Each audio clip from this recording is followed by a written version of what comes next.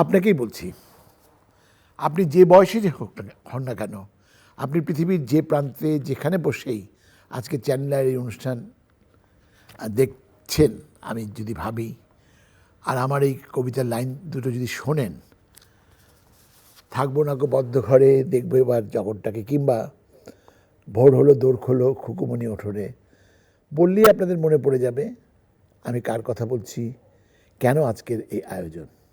আজ আমাদের প্রিয় কবি, দ্রোহের কবি, প্রেমের কবি, আমাদের জাতীয় কবি কাজী নজরুল ইসলামের জন্মবার্ষিকী। আমাদের এই প্রিয় কবির কবিতা আমরা ছোটোবেলা থেকে আমাদের পাঠ্য বইতে পড়ি, প্রিয় কবির গান শুনি, গল্প, উপন্যাস, এমনকি তার অভিনীত একটা বা দুটো ছবি রয়েছে, সেটাও কখনো কখনো টেলিভিশনের পর্দায় দেখি। প্রিয় কবির জন্মদিনে আজকে আমরা অবশ্যই তৃতীয় মাত্রার এই বিশেষ অনুষ্ঠানে তাকে নিয়ে আলোচনা করব। আলোচনার জন্য উপস্থিত রয়েছেন, আমার ঠিক পাশে বসে রয়েছেন এবারের 21শে পদকপ্রাপ্ত নজরুল সঙ্গীত শিল্পী ফেরদৌসারা, রয়েছেন আরেক পাশে বিশিষ্ট নজরুল গবেষক এবং এর আগে তিনি নির্বাহী পরিচালক ছিলেন নজরুল ইনস্টিটিউটে, জনাব জাকির হোসেন। আর আরও যে দুজনের সঙ্গে পরিচয় করিয়ে দেব, এর কিছুদিন আগে 25শে বৈশাখে বিশ্বকবি রবীন্দ্রনাথ ঠাকুরের জন্মদিনে আমরা এই দুজনকেই নিয়ে এসেছিলাম। সেই দুজনই আজও আমার অতিথি। একজন ফেরদৌসারার পাশে বসে রয়েছেন, হাসি মুখ সব কিছুই বলে দিচ্ছেন, তিনি দীপ্তি চৌধুরী। ধন্যবাদ স্যার। দীপ্তি চৌধুরী আজকে একটু যোগ করে দিই যে আমাদের চ্যানেল আয়ের তারুণ্যদীপ্ত একজন উপস্থাপক। আর আরেক পাশে গত অনুষ্ঠানে যাকে দেখেছিলেন নুসরাত সাহেব, ইস্পাহানি বাংলাবিদের 2017 সালের চ্যাম্পিয়নের বাংলা কি? বিজয়ী। বিজয়ী তো বিজয়ী, চ্যাম্পিয়নের বাংলা কি? শ্রেষ্ঠ বিজয়ী। এই যে বাংলা শব্দ নিয়ে অনেক সময় আমরা ভাবি, কাজী নজরুল ইসলাম কিন্তু তার কবিতায়, গানে অদ্ভুতভাবে অনেক ভাষা মিলিয়ে ফেলেছিলেন। এই সম্পর্কে ফেরদৌসারা বলতে পারবেন খুব ভালো, কারণ তার গানে আমরা প্রায় শুনি যে ফেরদৌসারা যে গানটা গাচ্ছেন তার মধ্যে বাংলা শব্দের বাইরেও অনেক শব্দ রয়েছে। এই মুহূর্তে কি আপনার কোনো মনে পড়ছে এমন কোনো গান যেটার মধ্যে, মানে এই যে কথাটা বললাম যে আমরা চ্যাম্পিয়ন মানেই খুঁজে পেলাম না, সেরকম নজরুল অনেক ভাষা ব্যবহার করেছে? হ্যাঁ, আরবি, উর্দু এবং ফার্সি অহরহই ব্যবহার করতেন। এর সাথেও আসলে বাংলা ভাষাটা তো আলাদা কোনো ভাষা নয়, যেখানে সংমিশ্রণ হয়েছে নানান ভাষা। আমার ধারণা তিনি 8টা ভাষা জানতেন। এইরকম ভাষার সংমিশ্রণ ঘটিয়ে গান সৃষ্টি বোধ করি একমাত্র নজরুলই করেছেন। তো এবং এই গান শুধু গান নয়, শুধু বাংলা সুর নয়, এইখানে নানান ধরনের প্রাচ্য পাশ্চাত্যের সুরের প্রভাব রয়েছে, ভারতীয়, উত্তর ভারতীয় এবং দক্ষিণ ভারতীয় সুরের প্রভাব রয়েছে। যেই হারিয়ে যাওয়া রাগ, সেই রাগগুলোকে তুলে নিয়ে এসেছেন বাংলা গানে, আবার নতুন করে তার পুনর্জন্ম হয়েছে। এরকম নানান রকম নিরীক্ষামূলক কাজ নজরুল করে গেছেন। এই মুহূর্তে আমার গানটির কথা মনে পড়ছে, আপনি বোধহয় এই মুহূর্তে আমাকে জিজ্ঞেসও করতেন যে কোন গানটির মধ্যে এরকম কথা জিজ্ঞেস করতে আমরা শুনতে চাইতাম। আলগা করো গো খোপার বাঁধন, দিল वही मेरा फंस गई, दिल वही मेरा फंस गई। দীপ্তি, মনোযোগ দিয়ে গান শুনলে হবে না তো, এমন অনেক কবিতাও রয়েছে, সেটা কি মনে আছে? এইটার সাথে মিলে যায় এরকম কবিতা কোনো মনে পড়ছে না। আমি তারপর খোপার দিকেই তাকাইছিলাম যে এই খোপা খোলার কথাই বলেছেন নজরুল। কিন্তু এমন অনেক কবিতা রয়েছে যাতে অনেক রকম ভাষার। আমি একটু সাহায্য করতে পারি? কামাল তুলে, জি, আমি জানি এটাই উদাহরণ। রঙিন রাখি শিরিন শরাব, মুরলি রুবাব বিন, গুলিস্তানের বুলবুল পাখি সোনালি রূপালি দিন, লালা ফুল সম দাগ খাওয়া দিল, নার্গিস ফুলি আখ, ইস্পাহানের হেনা মাখা হাত, পাতলি পাতলি কাক, নৈশাপুরের গুলবদনির চিবুক গালের টোল, রাঙালের কির ভাঙা ভাঙা হাসি, শিরিন শিরিন বোল। এই যে নজদ হেজাজ তাহামা ইরাক শাম, মেসের ওমান তিহারান শরি, কাহার বিরাট নাম, পরে সাল্লাল্লাহু আলাইহি আলাইহি ওয়াসাল্লাম। ওয়াসাল্লাম। এরকম বিভিন্ন ভাষার কবিতা রয়েছে নজরুল। এই অনুষ্ঠানের নিয়মিত উপস্থাপক জিলুর রহমান আমাকে বলে দিয়েছিলেন যে এই অনুষ্ঠানটা করার সময় আমরা 25শে বৈশাখ যে অনুষ্ঠানে যে বিষয়টা রেখেছিলাম সেটাই রাখার জন্য, অর্থাৎ প্রজন্ম থেকে প্রজন্মে নজরুল কেমন রয়েছে। গান এবং কবিতা দুটোই দুই প্রজন্মের, এক প্রজন্মেরই প্রায় কাছাকাছি প্রজন্মের দুজন বললেন, কিন্তু নতুন প্রজন্মের দুজনই। নজরুল কতটুকু পড়া হয় অনুষ্ঠান? স্যার, আমাদের নজরুল পড়া সেটি তো শুরু হয়েছে মায়ের মুখে, ভোর হলো দোর খোলো শুনে। আপনি একটু আগে যেটি বললেন, প্রভাতী কবিতা, সংকল্প, খুকু ও কাঠবিড়ালি, আমার লিচু চোর আমার দাদির মুখে শুনে মুখস্থ হয়েছিল ছোটবেলায়। তো এই সমস্ত কবিতার মধ্য দিয়ে আমরা নজরুলকে চিনেছি। তারপর স্কুল পর্যায়ে এসে আমরা তাকে বিদ্রোহী রূপে দেখতে পেলাম, তার সাম্যবাদী চরিত্রটি আমাদের কাছে ধরা দিল। নারী কবিতা এসে সাম্যবাদীর কথা। জি জি স্যার। তো আমরা আসলে নজরুলের যে বহুমাত্রিক প্রতিভা, সেটির সাথে আমাদের পথ চলাটা শুরু হয় একদম ছোটবেলা থেকেই, সেই মায়ের মুখে শোনা কবিতার মধ্য দিয়ে, এবং ধীরে ধীরে সেটির উত্তরোত্তর বৃদ্ধি ঘটে।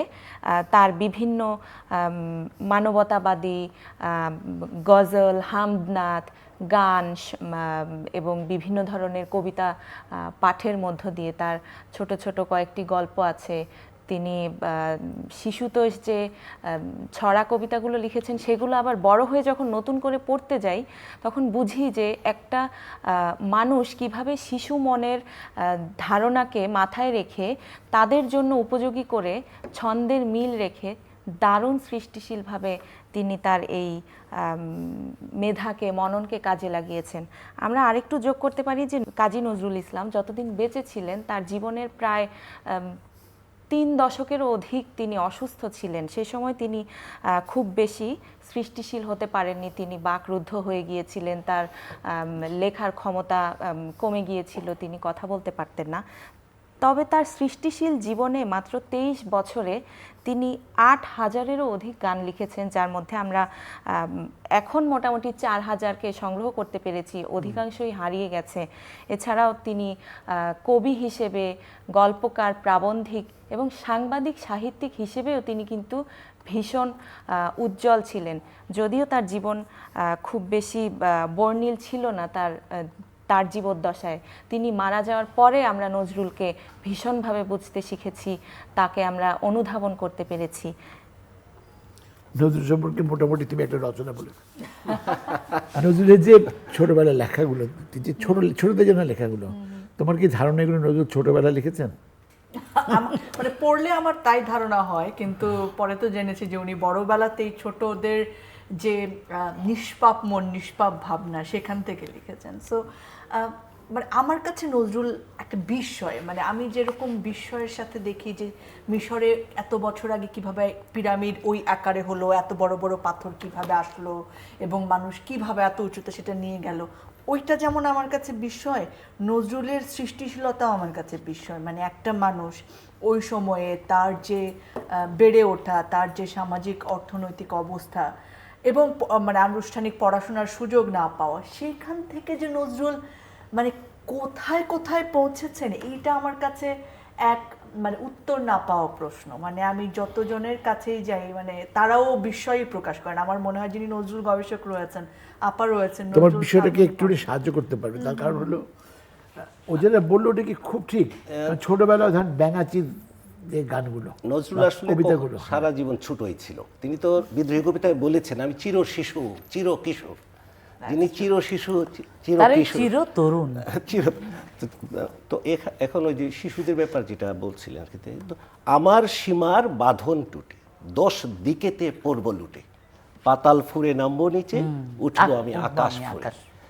বলছে যে শিশুতোষ কবিতায় চমৎকার করে শিশুদেরকে আমরা যদি সুন্দর ভবিষ্যৎ চাই, একটা সুন্দর সমাজ চাই, আমাদের ভবিষ্যৎ আমরা শিশু, তাদেরকে যদি দেখতে, নজরুল বলছে আপনার মাঝে আছে যে শত্রু তাহারে আগে করো জয়, ভাঙো সে দেয়াল প্রদীপের আলো যাহা আগুলিয়া রয়। ভাঙো ভাঙো এই ক্ষুদ্র গণ্ডি, এই অজ্ঞান ভুলো, তোমাতে জাগেন যে মহামানব তাহারে জাগায় তোলো। মাগো আমায় সাজিয়ে দেগো, বাইরে যাওয়ার বেশি রইব না আর আঁচল ঢাকা গণ্ডি আঁকা দেশে। মাকে, শিশু মাকে কি এনে দেবে? আমার ঘাটের সৌদা নিয়ে, নিজের দেশমাতৃকা, যাব সবার ঘাটে, চলবে আমার বেচা কেনা বিশ্বজোড়া হাটে। বিশ্বজোড়া হাট বসে গেছে মা, আমি শুধু তোমার ঘরে বসে থাকবো না, তোমাকে আমি আঁচলের নিচে রাজরানী আর- বানাবো, হ্যাঁ। তোমাকে আমি রাজরানী বানাবো, আমি আঁচলের নিচে শুধু বসে থাকবো না। এবং এই যে নজরুল বলছে যে যারা অজ্ঞান, যারা ভুল পথে চলে, মারিও না উহাদেরে, ভালোবাসা পেলে ভ্রান্ত মানুষ সত্যের পথে ফেরে। আজকে সমাজ বাস্তবতায় আমরা যে উগ্রতা দেখি অনেক সময়, জি। নজরুল শিশুদের বলছেন। এবং এই মনোবৃত্তিকে জাগিয়ে তোলার জন্যে শিশুতোষ কবিতা নজরুলের অজস্র রয়ে গেছে। এবং এই যে তেজিনীর করে ভিড়, উড়ে পাখি আকাশে, এন তার গান তার ভাসে ভাসে ভোর বাতাস, ভোর বাতাস। নাইরাত মুখ হাত ধৌ শিশু জাগরে, জয়গানে ভগবানে তুষি বর মাগরে। যে শিশু সকালে উঠবে, সুন্দর একটা জীবন শুরু করবে। এবং এই শিশু কিন্তু মানব শিশু এত গুরুত্বপূর্ণ নজরুলের বিবেচনায় যে আমরা অনেক সময় পাখিকে সুন্দর বলি, পাখি ডাকে, আমরা সূর্যকে দামি বলি। নজরুল বলছে মানব শিশু সূর্যের চেয়েও দামি, মানব শিশু পাখির চেয়েও অনেক দামি। বলছে তোরে হেরি, শিশুকে বলছে তোরে হেরি আদর করে, বলছে নীতি রবি উঠে পুরবে, তুই জাগিলে রে শিশু প্রভাত হবে। প্রভাত হওয়ার শর্ত মানব শিশু জেগে ওঠা, হ্যাঁ। এবং মানে সূর্য ওঠা নয়। সূর্য ওঠার শর্ত হচ্ছে মানব শিশু জেগে উঠলে সূর্য উঠবে। এবং ডালে ডালে ঘুম জাগা পাখিরা নীরব, তোর গান শুনে পরে এরা গাবে সব। পাখিরা পরে গান গাবে, তোর গান আগে শুনবে, মানব শিশুর গান। এবং জগৎ বদলে দিতে পারে। নজরুলের কি ছোটদের কবিতার বাইরে ছোটদের জন্য আরো লেখা রয়েছে? নজরুলের নাটিকা রয়েছে, এই যে ঝিঙে, নজরুলের তো ঝিঙে ফুল, ঝিঙে অনেকগুলো ছোট ছোট একাঙ্কিকা রয়েছে, নাটিকা রয়েছে। শিশুর নজরুল চির শিশু চির কিশোর যে উনি বলেছেন, এটা কিন্তু উনি মিন করেছেন। যতদিন মোর লেখার শক্তি রবে, একটু যদি আমরা খেয়াল করি সাগর ভাই, দেখেন উনি থেমে গেলেন 1941-42-তে এসে। 42-তে। হ্যাঁ, তারপরে যে বললো যে তারপরে অনেক দিন জীবিত থাকার, জ্যান্ত থাকার, বেঁচে থাকার মধ্যে পার্থক্য আমরা বুঝি, তো জীবন মৃত। তো এই যে নজরুল লিখে গেছে, সেই তখন যতদিন মোর লেখার শক্তি রবে, যতদিন আমি বেঁচে রব এই ভবে, ততদিন আমি লিখিয়া যাইব, বলিব এদেরই কথা। তাদের কথা বলবো, তাদের কথা যারা দুঃখী, যারা অসহায়। এবং এই যে সাম্যের কথা, শিশুদের সাম্য, শিশুদেরকে সাম্য শেখাচ্ছে নজরুল। বলছে সম, আমরা যে বলি কিছু হলে সমবেদনা, সম এবং বেদনা দুটো ইয়েকে নজরুল আলাদা করেছেন, হাইফেন বসিয়ে দিয়ে বলছে সমবেদনা। সাম্যের গান গায় যেখানে আসিয়া, সমবেদনায় সকলে হয়েছি ভাই। এই যে সমবেদনা, সিম্পেথি এবং এমফেথি সংমিশ্রণ, এটা কিন্তু শিশুদের মধ্যে নজরুল জাগিয়ে দিতে চেয়েছেন। দীপ্তি, সেক্ষেত্রে আমি তোমাকে পরিচয় করে দিয়েছিলাম যে তারুণ্যদীপ্ত উপস্থাপক নজরুলকে কি তরুণদের কবি তোমার মনে হয়? অফকোর্স, মানে আমার তো তরুণদেরই কবি মনে হয় তাকে, কারণ ছোটদের আমি কবি যদি- থেকে এখন আমরা তরুণদের কবিতে চলে গেলাম, কিন্তু এটা অফকোর্স তিনি হ্যাঁ, তা যুগে যুগে এসেছেন তো, শিশু থেকে Exactly. এবং আমি যদি বয়োবৃদ্ধ, আপনাকে জ্যেষ্ঠ। উদাহরণ দেই যে আমাদের পড়ার অভ্যাস, আমাদের প্রজন্মের পড়ার অভ্যাস নিয়ে তো নানা সময়ই নানা আলোচনা হতে পারে পক্ষে বিপক্ষে, কিন্তু আমরা ইন্টেনশনালি না হলেও নজরুলকে আমরা ধারণ করি। এবং এই 24-এর অভ্যুত্থানের কথা আপনি যদি দেখেন, যে দুর্গমগিরি কান্তার মরু পারাবার হে, দুস্তর পারাবার হে, এই গান দিয়ে কিন্তু রাস্তায় নেমেছে তরুণরা, নজরুলকে তারা ধারণ করেছে। চল চল চল ঊর্ধ্ব গগনে বাজে মাদল তারা বলেছে। তার মানে তারা নজরুলকে জানে, মানে বিদ্রোহী কবিতার লাইন দিয়ে তারা ফেসবুকে লিখেছে, মানে যার যার মতো করে, আসলে আগের রাস্তায় মতো তার রাস্তায় হবে না। লিখেছে। এক্স্যাক্টলি, রাস্তায় দেয়ালে নজরুলের কবিতার লাইন হয়েছে। তার মানে আমরা তরুণরা ধারণ করি নজরুলকে। আমার মনে হয় যে বরং তিনি আমাদের জন্যই লিখেছেন। আমরা যেরকম খুব স্ট্রেট ফরওয়ার্ড, আমাদের জেনারেশন যে খুব ডিরেক্ট কথা বলি, আমার মনে হয় নজরুলও সেটাই বলেছে। এবং আমাদের জেনারেশনের ভাবনার সাথে নজরুলের ভাবনার অনেকখানি মিল আছে। এটা হতে পারে যে নজরুল কালকে অতিক্রম তখনই করেছেন, অথবা সব সময়কার তরুণদের মধ্যে এই উদ্দীপনা ছিল। এটাও হতে পারে, আবার হতে পারে যে আমাদের সময়েও নজরুল একইভাবে প্রাসঙ্গিক, কারণ মানে তার লেখাগুলো কোনো সময়ই আটকাবে না। আসলে আমাদের পরের জেনারেশনেরও যখন এই ফিলিংস আসবে, বাধাকে ভাঙার, বিদ্রোহ করার, অন্যায়ের বিরুদ্ধে, তখনও হয়তো তারা নজরুলকেই বেছে নেবে, খুঁজে পাবে। নুসরাত, তুমি কি একই কথা বলো? জি স্যার, নজরুল ইসলাম একজন কালোত্তীর্ণ লেখক, মানে যার সাহিত্যকর্ম, যার সৃষ্টিশীলতাকে কোনো একটা নির্দিষ্ট কালে আবদ্ধ করে রাখা যায় না। দীপ্তি যেটি বলল যে জুলাইয়ের গণ অভ্যুত্থানের সময় আর কি, তখন তো আমরা দেখেছি যে কিভাবে মানুষ রাস্তায় বেরিয়ে আসলো, কিভাবে সকলে বিদ্রোহী হয়ে উঠলো। এই বিদ্রোহী হয়ে ওঠার কথাই তো আমাদেরকে নজরুল চিরকাল বলে এসেছেন। তিনি বলেছেন নির্যাতিত নিপীড়িতের পাশে দাঁড়াতে, তিনি বলেছেন বৈষম্যের আগল ভেঙে ফেলতে, তিনি বলেছেন যত স্বৈরাচার আছে, যত মানে ফ্যাসিবাদ আছে, সে সব কিছুর বিরুদ্ধে দাঁড়াতে, মানে সকল অন্যায় অত্যাচার শোষণের বিরুদ্ধে তিনি সবসময় এক ধূমকেতু রূপে আবির্ভূত হয়েছিলেন। সেই ধূমকেতুর চরিত্রই কিন্তু আমরা দেখতে পাই আমাদের বর্তমান প্রজন্মের মধ্যে। আমরা আসলেই এখন খুব বেশি মানুষের মন রেখে কথা বলতে জানি না, এরকম একটি চরিত্র লক্ষ্য করি। সেরকমই ছিলেন নজরুল। তিনি কখনো ঔপনিবেশিক সরকারের মন রক্ষার্থে কখনো তার কবিতার ভাবকে আবদ্ধ করে রাখেননি, বরং তিনি জেল খেটেছেন, রাজবন্দী হয়েছেন। এবং এই নজরুলকেই আমরা পাই একজন সংকল্পবদ্ধ দৃঢ় প্রত্যয়ী হিসেবে, যে কিনা সাম্যের ডাক দিয়েছেন, যে আমরা অন্যায় শোষণের কবল থেকে মুক্ত হয়ে নিপীড়িতের পাশে দাঁড়িয়ে সকলে ভাই ভাই হয়ে, নারী পুরুষ ধর্ম বর্ণ এই যে বিভেদের মাধ্যমে আমাদের সমাজকে বিভক্ত করা আছে, সে সব কিছু ভুলে একটি অসাম্প্রদায়িক চেতনার বাংলাদেশ বা জন্মভূমি আমরা গড়ে তুলব। বাংলাদেশ শব্দটিও এক্ষেত্রে একটু বলে রাখি, নজরুল ইসলামের কবিতা থেকে প্রথম, কবিতা থেকে আমরা পেয়েছি। ফলে আমাদের প্রত্যেকটা মানে আমাদের প্রতিটা অস্তিত্বে, আমাদের দেশের নামে, আমাদের ভাষার সাথে, আমাদের ভাষায় তিনি যে শব্দ ভাণ্ডারকে সমৃদ্ধ করার প্রয়াস নিয়েছেন, সব কিছুর মধ্যে নজরুল জড়িয়ে আছেন, আজও জড়িয়ে আছেন। আজ তার জন্মের 127 বছর পূর্তি উপলক্ষে আমরা এখানে একত্রিত হয়েছি। আজও তিনি সমানভাবে প্রাসঙ্গিক সেই সময়কার মতোই। আজও আমাদের সমাজে অন্যায় আছে, অত্যাচার আছে, শোষণ আছে, নিপীড়ন আছে এবং সাম্প্রদায়িকতা আছে। এই সমস্তকে উৎখাত করে পেরিয়ে গিয়ে তিনি আমাদেরকে এক সাম্যের এবং কোনো না কোনো কাজে নজরুল রয়েছেন। দুর্গমগিরি কান্তার মরু দুস্তর পারাবার হে পেরিয়ে আসতে বলেছেন, লঙ্ঘিতে হবে রাত্রি নিশীথে যাত্রীরা হুঁশিয়ার। সম্পূর্ণ বিষয়টা এই যে অগাস্ট ভাই, জাকির ভাই, আপনি এই জিনিসটার সঙ্গে একমত হতে পারেন। সেটা হলো যে এই গণ অভ্যুত্থান, এটার আগ পর্যন্ত বলা হতো, একজনকেও জিজ্ঞেস করলে, মাইক্রোফোন ধরলে কোনো সাংবাদিক, ইউনিভার্সিটি থেকে কেউ বেরোচ্ছে, সে বলতো যে আমি দুটো লাইন বলতে পারি না নজরুলের। কথাটা যে মিথ্যা তার প্রমাণ কিন্তু এই গণ অভ্যুত্থানেই প্রকাশ পেল।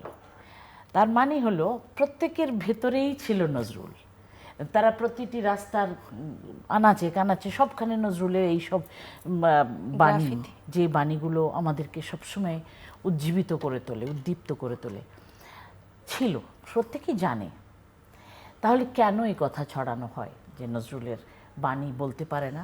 না, আপনি নজরুল ইনস্টিটিউটের নির্বাহী পরিচালক ছিলেন, ঠিক এইরকম কথা তো না। কাজী নজরুলকে আমাদের জাতীয় কবি, আমরা সবসময় তাকে শ্রদ্ধা করি। তার কবিতা, গল্প আমাদের পাঠ্য, টেলিভিশনের পর্দায় আমরা নিয়মিত তার নাটক করি এবং বিশেষ দিন মানে চ্যানেল আই বলি, বিশেষ দিনে তার নানা রকম অনুষ্ঠান প্রচার করি।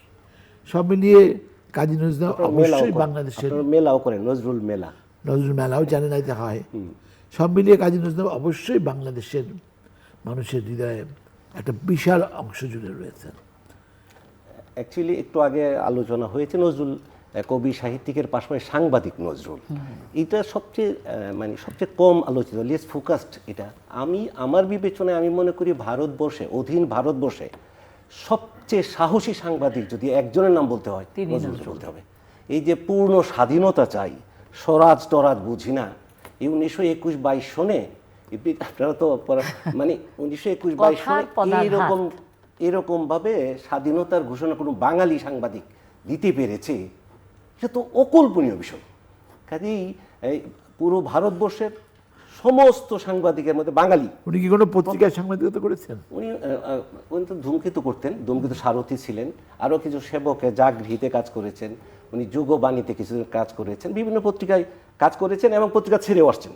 উনি তো কোনো আপোষ করতে শেখেননি। কোনো কোনো পত্রিকা দেখা গেছে তার লেখনীতে এটির কলম ধরেছে, উনি পত্রিকা ছেড়ে চলে আসছেন। সাংঘাতিক সাহসী মানুষ, তো সাংঘাতিক সাহসী মানুষ। এবং তার যে সাহস, কত বিধির বিধান ভাঙিয়াছি আমি, এমনই শক্তিমান, মোর চরণের তলে মরণের মার খেয়ে মরে ভগবান। ভগবান মানে ওই ব্রিটিশ সরকারকে বলছে, অত্যাচারী শাসক গোষ্ঠীকে বলছে। কাজে এরকম শক্তিমান পুরুষ নজরুল, শক্তিমান পুরুষ। এবং তার এই শক্তি সাহসের কাছে তাকে বারবার জেলে নিয়েছে, অনশন করিয়েছে, তাকে হেন অত্যাচার নাই যে করা হয় নাই। ইভেন তার বাড়িতে সার্চ ওয়ারেন্ট নিয়ে কথায় কথায় চলে আসছে। এত যে সাহসী মানুষ, শিশুপুত্র বুলবুল মারা গিয়েছে, তার বাক্স পেটের মধ্যে তার খেলনার কিছু জিনিস ছিল। পঞ্চানন ঘোষাল পুলিশ অফিসার, তার বাড়ি সার্চ ওয়ারেন্টে তল্লাশি পরোয়ানায় ঘেরাও দিয়েছে, ভোর রাতে আধার কেটে গেছে, তার বাড়িতে ঢুকেছে, সব কিছু তন্ন করে দেখছে, কিন্তু নজরুল বাধা দেয় নাই। ঠিক আছে, দেখুক। কিন্তু এক পর্যায়ে একটা বাক্সে গিয়ে যখন হাত দিছে পঞ্চানন বাবু পুলিশ অফিসারের বাহিনী, তখন নজরুল বাধা দিয়েছে। তো বাধা দেওয়াতে তাদের সন্দেহ আরও বেড়ে গেছে। তার বিরুদ্ধে অনেক রিপোর্ট রয়েছে, তো ব্রিটিশের বিরুদ্ধে অনেক গোয়েন্দা সংস্থার রিপোর্ট রয়েছে। তখন নজরুল এটাতে হাত দিতে দেবে না, পরে জোর করে সরিয়ে দিয়ে তাদের সন্দেহ বেড়েছে কি যেন আছে ওর মধ্যে, রাষ্ট্রদ্রোহিতা কিছু আছে কিনা। এটা বাক্সটা ভেঙে দেখা গেল ওটাতে খেলনা, বুলবুলের কিছু খেলনা রয়েছে। তো এই যে কত মায়াবী এই শিশুদের প্রতি তার যে প্রচন্ড মায়া, তার গানের মধ্যে কিভাবে প্রজাপতি প্রজাপতি প্রজাপতি প্রজাপতি কোথায় পেলে ভাই এমন রঙিন পাখা, টুকটুকে লাল নীল ঝিলিমিলি আঁকা বাঁকা, কোথায় পেলে ভাই এমন রঙিন পাখা। একদম শিশুতোষ বললে যা বোঝায়, একটি শিশুর মনে কত কিছু কল্পনা থাকে। একটা রঙিন জামা, মোর এই জামা ভালো লাগে না, মোর দাও এই জামা। জামা ভালো আপনিও লাগে বলতে পারবেন না। এই যে প্রজাপতি গানটা, এটা কি রবীন্দ্রনাথের একটা গানের পুরো প্রভাব রয়েছে না? যেমন যেমন মানে এরকম একটা গান তো রবীন্দ্র রয়েছে, বলতে পারলে বলে দিচ্ছি। জোনাকি ও জোনাকি, জোনাকি কি সুখে ওই ডানা দুটো। একই সাথে আমরা দুজন দিক থেকে বলি, সেটা নিশ্চয়ই আছে। না, জোনাকির কথা বলা যায়, কিন্তু এই যে না, না, শিশুর মনের অব্যক্ত যে এই ভালো লাগাগুলো, এই রকম রঙিন জামা, এরকম রঙিন পাখা, আমরা কি স্বপ্ন দেখতাম যে এক ট্রাক চকলেট, এক ট্রাক এত বড় বড় সুন্দর সুন্দর পাখাওয়ালা জামা, এগুলো কিন্তু স্বপ্নীল। এগুলো কখনো বাস্তবে দেখতে পাই না, ভাবতে পারি না। সেই ভাবনাটা নজরুল ভেবে গেছেন। কোন বয়সে ভেবেছেন? তিনি তখন শিশু নন, কিন্তু কোন বয়সের ছবি আমরা দেখতাম? একদম বুড়ো বয়সের ছবি। তো এখানেও একটা অমিল ছিল, সেটাকেও আমরা বাধা অতিক্রম করে ফেলেছি। আমরা একবার বিদেশের বুকে গিয়েছি এবং সেখানে দেখতে পেলাম একটি খুব অথেন্টিক জায়গায় কাউন্সিল, সেখানে বাংলাদেশের একটা ইয়ে রয়েছে, সেই কক্ষে ঢুকে দেখলাম একদম বুড়ো একটা ছবি নজরুল কবি কাজী নজরুল ইসলামের। তো আমরা সেখানে বাধা দিলাম যে কবি নজরুল তারুণ্যের কবি, তরুণের চেহারা থাকবে তার, বদলে দেওয়া হলো। এবং সত্যি সত্যি সেখানে আবার সেই নজরুল ছবি এসে গেল। আসলে কবি নজরুল তিনি তো 42-এ শেষ হয়েছেন কবি, তারপরে বাকরুদ্ধ, কিন্তু উপলব্ধি তার পুরোই ছিল। যখন গান শোনাচ্ছিলাম নজরুলের সামনে, বাবার হাত ধরে আমি, আমার বড় বোন জান্নাতারা কাজী নজরুল ইসলামের সামনে গিয়েছি খুব ভয়ে, যে উনি তো গান বুঝবেন না, গান গাইতে বলা হচ্ছে না। এক মিনিট, এই নতুন প্রজন্মের দুজন রয়েছে, তার মানে আপনি বলতে চাচ্ছেন আপনি কাজী নজরুল ইসলামকে সামনে থেকে দেখেছেন? সামনে দেখেছি। আগে ওই গল্পটুকু একটু ওরা দুজন শুনুক। হ্যাঁ, আমার সেই জীবন, তখন তো আমিও ছোট, খেলাধুলার বেশি মনোযোগ। এই সময় বাবার হাত ধরে দেখতে যাওয়া নজরুলকে, হ্যাঁ, বাংলাদেশে এসেছেন উনি, তো ওনাকে গান শুনিয়ে লাভ কি, এরকম একটা ভাবনা যে উনি তো বুঝবেন না। দেখা গেল সব কিছু রেডি, এবার গান শোনানো হবে। জান্নাতারা বসেছে হারমোনিয়াম নিয়ে, গান গাইছি আমরা।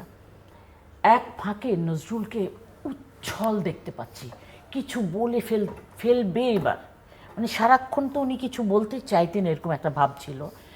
ওই হঠাৎ করে গানের একটা খুব সুন্দর নীলাম্বরী শাড়ি পরে, নীল যমুনায় কে যায় কে যায় কে যায় গো ও, এই যে জায়গাগুলোতে আসলেই নজরুল দেখতাম অস্থির হয়ে এক সময় বাহ বলে ফেলেছেন, মুখটা খুলে বাহ বলে ফেলেছেন। আমরা ভেবেছি বাস বলেছে, ভয়ে আমরা উঠে দৌড়, দুই বোন। আমাদেরকে আবার কল্যাণী কাজী এবং তার সঙ্গে উমা কাজী, ওনারা ছিলেন, মিষ্টি কাজী, খিলখিল কাজী, বাবুল কাজী, এরা ছিল।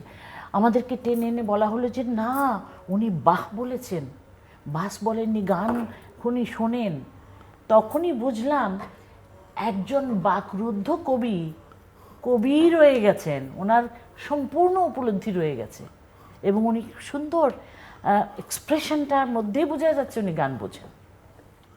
আমি এই প্রসঙ্গে একটু আপনার কাছে আসার আগে আমরা অনুষ্ঠান প্রযোজককে একটু অনুরোধ করব যে এই সময়ে আমাদের আর্কাইভে কাজী নজরুল ইসলামকে গান শুনিয়েছিলেন, সেই অংশটুকু আমাদের আর্কাইভে রয়েছে, সেটা দর্শকদের ইচ্ছে করলে এই সময় একটু দেখ বল। অ্যাকচুয়ালি গানটাকে নজরুল, আমরা যে অর্থে গান শুনি বা বুঝি, উনি যে মেসেজগুলো জাতির কাছে, বিশ্বের কাছে দিতে চেয়েছিলেন, এর মাধ্যম হিসেবে গানটাকে নিয়েছিলেন। যেমন তিনি লিখেছেন, পরিষ্কার করে নজরুল লিখছেন, ছড়াও ছড়াও গানের আবির শীত জর্জর দেশে, শীত জর্জর দেশ, ছড়াও ছড়াও গানের আবির শীত জর্জর দেশে, রাঙিয়া উঠোক জীর্ণ ও জরা ফাগুন উঠোক হেসে। তাইলে শীত এবং ফাগুন, শীত জর্জর দেশ, এখানে ফাগুন আসতে হবে, জীর্ণ ও জরা রেঙে উঠতে হবে, এবং তার মাধ্যম নজরুল বলেছেন গানের আবির ছড়িয়ে দিতে। জাস্ট এইভাবে যদি আমরা দেখি, তাহলে এই যে গান কত ব্যাপক অর্থে, গাহি সাম্যের গান, গাহি তাহাদের গান, এই যে নারীদের গান, নারী আমাদের আজকে লাকিলি 3 জনই নারী আমাদের প্যানেলিস্ট, এখানে কিন্তু বলেছে সেদিন সুদূরে নয় যেদিন ধরনী পুরুষের সাথে গাহিবে নারীরও জয়। নারী জয় গান গাওয়া তো বিশ্বব্যাপী শুরু হয়ে গেছে, নজরুল সে তখন বলে গিয়েছিলেন। এবং এই যে আমাদের অনেক সময় ভুল ব্যাখ্যা করে কেউ কিছু মানে ধর্মের নামে ভুল ব্যাখ্যা করা হয়, কিছু ব্যাখ্যা। নজরুল বলে না হাদিস, বলে না কোরআন, ইসলামী ইতিহাস, নারী রবে নরের বন্দি আর রইবে হেরেমেতি 12 মাস। এটা এবং সহি কোরআন হাদিস নিয়ে যারা আলেম ওলামারা, আমাদের প্রাজ্ঞ ইয়েরা, যারা শ্রদ্ধেয় ব্যক্তিরা, তাদের বলে নাই নজরুল, বলছেন হাদিস কোরআন ফিকাহ লয়ে যারা করিছে ব্যবসাদারি, তাদের বলছেন, মানে না তারা কোরআনের বাণী সমান নর ও নারী। তো এই যে নজরুল ইসলামী ভাবেও কিন্তু নারীদের প্রচন্ড মর্যাদা দেওয়া আছে, কিন্তু কেউ নিজের স্বার্থে, কেউ খুব অল্প সংখ্যক মুষ্টিমেয়, তাদেরকে নজরুল বলেছেন নর নারী। যদি একটা সাইকেলের যেমন 2টো চাকা না ঘুরলে সাইকেল আগাবে না, এই যে নারীদের যে কন্ট্রিবিউশন টু দ্য সোসাইটি, যুগে যুগে কোনো কালে একা হয়নি কো জয়ী, পুরুষের তরবারি প্রেরণা দিয়েছে, শক্তি দিয়েছে বিজয়ী লক্ষ্মী নারী। কিন্তু দুর্ভাগ্যের কথাটা নজরুল জায়গায় বলে দিয়েছেন, কোন রণে কত খুন দিল নর, লেখা আছে ইতিহাসে, কত নারী দিল শিথির সিঁদুর, লেখা নাই তার পাশে। দীপ্তি, এটা বলেছেন। মানে আমার এই জায়গায় মানে এত শ্রদ্ধা হয় কবির প্রতি, যে ধরেন মানে অনেকেই হয়তো বোধ শক্তি আছে, মানে এই সংকটগুলো তো সব জায়গায় থাকে, কিন্তু এগুলোকে বলার সাহস, মানে সাহসী কবি পাওয়া কিন্তু ভীষণ কঠিন। মানে আমি শব্দ জানি, আমি প্রেমের কবিতাই লিখতে পারি, আমি হয়তো এমন একটা বিষয় বেছে নিতে পারি যেটা খুব নিউট্রাল, যেটা সাহিত্যের ভাষায় তখন তো জনপ্রিয় ছিল, এবং রবীন্দ্র বলয় থেকে বের হয়ে এসে কাজী নজরুল ইসলাম যে চ্যালেঞ্জিং জিনিসগুলোকে ছুঁড়েছেন, এগুলো তো এখন বলতেও আমরা ভয় পাই। তিনি যেভাবে মানে ধর্মের কথা বলেছেন, তিনি একই মানুষ যেভাবে শ্যামা সঙ্গীত লিখেছেন, যেভাবে গজল লিখেছেন, মানে আমার তো মনে হয় যে এই সময়কার লেখকরাও কি এটা লেখার সাহস করবেন? আমরা তো নজরুলের কথা বা নজরুলের কবিতা পড়তেই সাহস পাই না এখন, আমরা ভয় পাই যে আমাদের উপর আক্রমণ হতে পারে এই কথা বললে। ভাই নজরুল তো লিখে চলে গেছেন, কি হবে? কিন্তু সেই সময় তো নজরুলের উপর আক্রমণ হয়েছে, হয়নি? কিন্তু তিনি তো ওগুলো তোয়াক্কা করেনি। তিনি চাইলেই পারতেন যে এই বিষয়গুলোকে, এই টপিকগুলোকে ইগনোর করে অন্য বিষয়ে লিখতে পারতেন। তিনি কি প্রেমের গান চমৎকার লিখেন না? লিখেন তো, কিন্তু তারপরে তিনি বিদ্রোহী লিখেন। কিন্তু দীপ্তি, আমি তোমাকে যে প্রশ্নটা করতে চেয়েছিলাম সেটা হলো যে নজরুলের গল্প, কবিতা, নাটক, গান যাই বলি, আসলে সবগুলোর মধ্যে কিন্তু মূল একটাই মেসেজ তিনি দেওয়ার চেষ্টা করেছেন। প্রেম বলো, যেটা জাকির সাহেব বলছেন, যে মানবতার কথা, মনুষ্যত্বের কথা, সততার কথা, এই সাম্যের কথা, এই মেসেজগুলোর বাইরে কিন্তু কিছু নেই। সেটা নানা রকম মোড়কে তিনি দিয়েছেন। আমি জানি যে তুমি অনেকগুলো নজরুলের অনেক লেখা পড়েছো, তাতে তোমারও তো সেই ধারণা হয় না? না, আমার অফকোর্স সেই ধারণা হয়, এবং নিজের স্ট্যান্ড পয়েন্টের জায়গায় থেকে তিনি যেভাবে রাজনীতি সচেতন একজন মানুষ ছিলেন, সমাজ সচেতন একজন মানুষ ছিলেন, এবং আমি বলবো যে খুব সূক্ষ্ম অনুভূতির একজন মানুষ ছিলেন। যা কিছু মানে অবহেলিত সেখানেই তিনি বলেছেন। ইটস নট অনলি যে ধরেন নারী পুরুষের সমতার কথা বলেছেন। আপনি যদি প্রকৃতিতে দেখেন, এটার সঙ্গে আমি তোমাকে আরেকটু সাহায্য করি, যে এই যে তুমি কথাটা বলেছো যে অবহেলিতর কথা বলতেন, তিনি কিন্তু ফুলের যখন সুগন্ধ নেই, ফুলের রং আছে, তার সুগন্ধ নেই বলে ফুলদানিতে তিনি রানী নন। রানীকে গোলাপ, বেল ফুল চাইনা চাইনা এনে দাও, চাইনা বকুল, হ্যাঁ চাইনা হেনা আনো আমের বকুল। একটা ফলের যে ফুল, তাকে কতটা প্রাধান্য দিতে হবে নজরুলই দেখিয়ে গেছেন পথ। একদম তিনি বেল ফুল চেয়েছেন, বেলি না, বেল ফুল এনে দাও, চাইনা বকুল, সবজির ফুল, ঝিঙে সবজি নিয়ে কবিতা লিখে। ওটাই যেখানে সবুজ পাতার নিচে ফিরোজিয়া ফিঙে কুল। আবার বলছে চন্দ্রমল্লিকা, চন্দ্রমল্লিকা, চাঁদের দেশের পথ ভোলা ফুল, চন্দ্রমল্লিকা খোঁপায় বাঁধছি আমরা ফুল, আমরা বেনিতে পড়ি দোপাটি, যার কোনো গন্ধ নেই, তাকে এত সুন্দর দেখতে আমরা ব্যবহার করছি, অথচ তাকে ছুঁড়ে ফেলছি। ফুলদানিতে কিন্তু বলছি ফুলের রানী গোলাপ। মানে বিদ্রোহী কবি, সাম্যের কবি, দ্রোহের কবি বলে বলে মানে নজরুলের প্রেমের গান যে কি পরিমাণ আকুলতা নিয়ে মানে তৈরি, অন্যরকম। মানে আমার মনে হয় যে এই প্রেমের অনুভূতি শাশ্বত, এবং বাঁধ ভাঙা প্রেম, যে প্রেমে কোনো ধরনের সমাজের মানুষের তোয়াক্কা নেই, চোখ পরবর্তী বয়সেই সেই প্রেম পার্থিব প্রেম, সেই প্রেম আবার পার্থিব প্রেম। স্বর্গের প্রেমে নাই বিরহ অনল, সুন্দর আখি আছে নাই আখি জল। নজরুল এমন প্রেম চায় যেখানে সুন্দর আখিও যত ফুল তত ভুল, কণ্টক জাগে, মাটির পৃথিবী তাই। জাকির সাহেব, এই যে কবিতা, গান, এগুলোর বৈচিত্র্যের মধ্যে আমরা কথা বলছি, নজরুলের জীবনও কিন্তু অনেক বৈচিত্র্যপূর্ণ। ছোটবেলা থেকে এই 42 সাল পর্যন্ত, সেটা সেই গল্পটা এই যে তরুণ প্রজন্ম রয়েছে তাদের জন্য একটু বলতেই পারেন আপনি। নজরুল আসলে তিনি বলেছেন,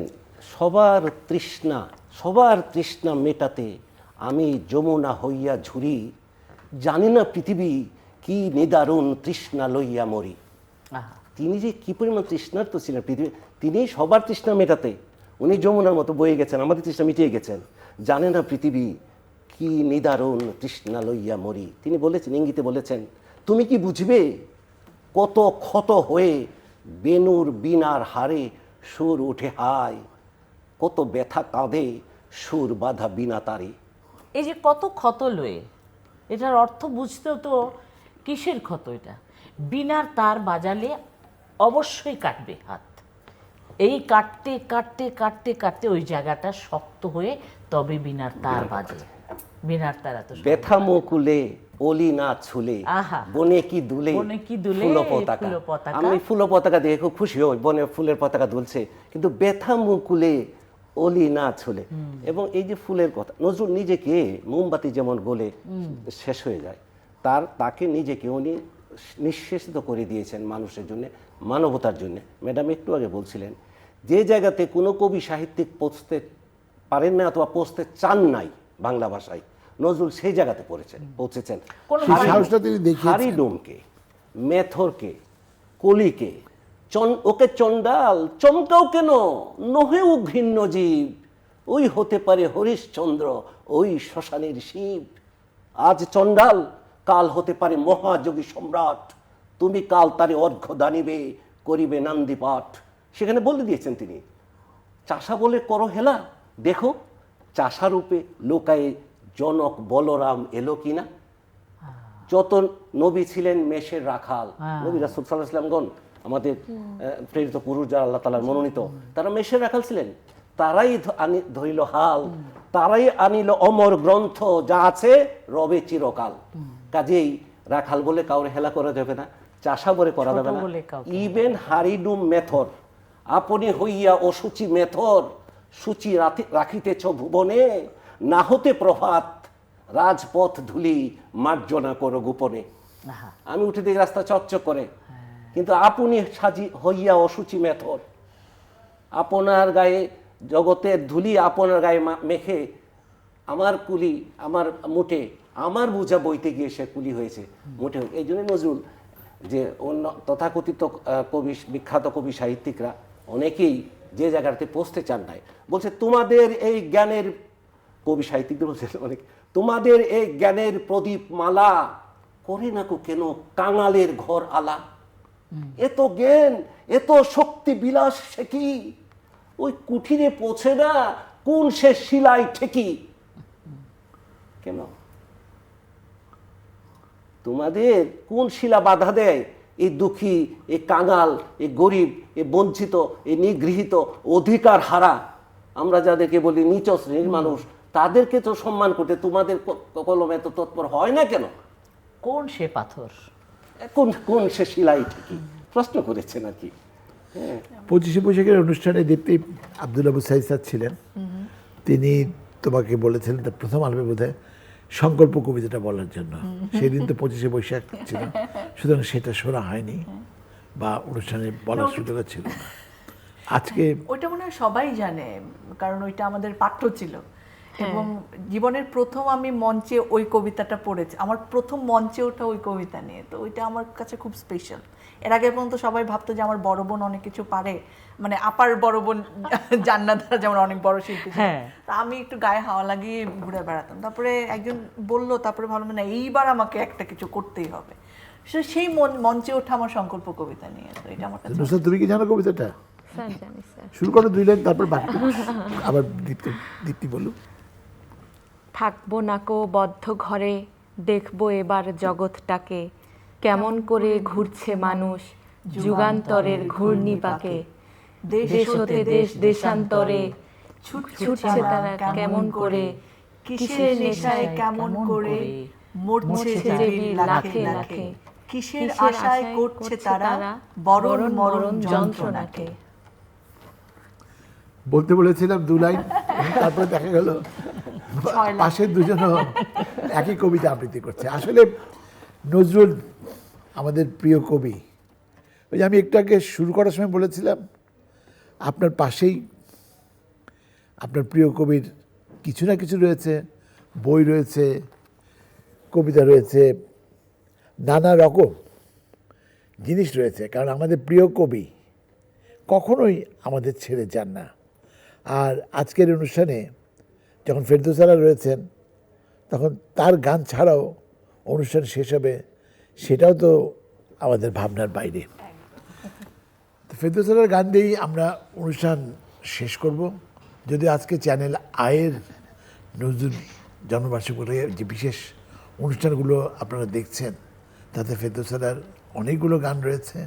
সেই গানগুলোর বাইরেও আজকের দিনে একটা বিশেষ উপযোগী বা আপনাদের প্রিয় একটা গান তিনি গাইবেন, এবং এই গান গাওয়ার সাথে সাথেই আজকের জন্য আমরা এই বিশেষ তৃতীয় মাত্রা থেকে বিদায় নেব। কিন্তু বিদায় নেবার আগে আবার মনে করিয়ে দিচ্ছি, ঠিক পাশে তাকিয়ে দেখেন কাজী নজরুল ইসলাম বসে রয়েছেন আপনার জন্য প্রিয় কোনো কবিতা, গল্প কিংবা আপনার পছন্দ হয় এমন কোনো কিছু নিয়ে। ফেরদৌস আরা। আমি চিরতরে দূরে চলে যাব, তবু আমারে দেব না ভুলিতে, আমি বাতাস হইয়া জড়াইব কেশ, বেয়ে যাবে যাবে খুলিতে, তবু আমারে দেব না ভুলিতে।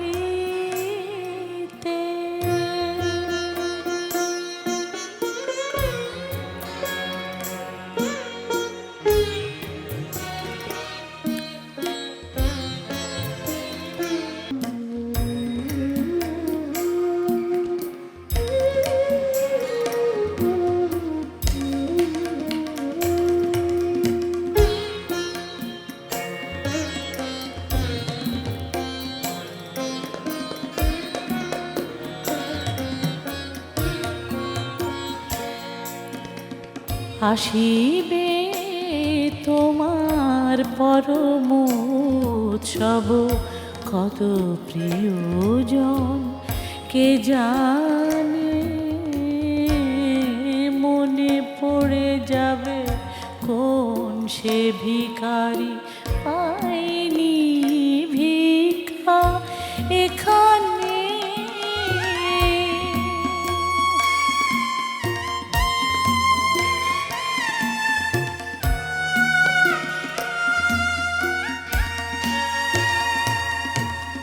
তোমার কুঞ্জ পথে যেতে হায়,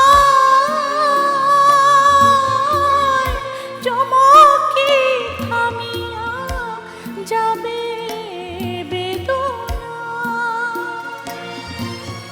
ভুলিতে আমি চিরতরে দূরে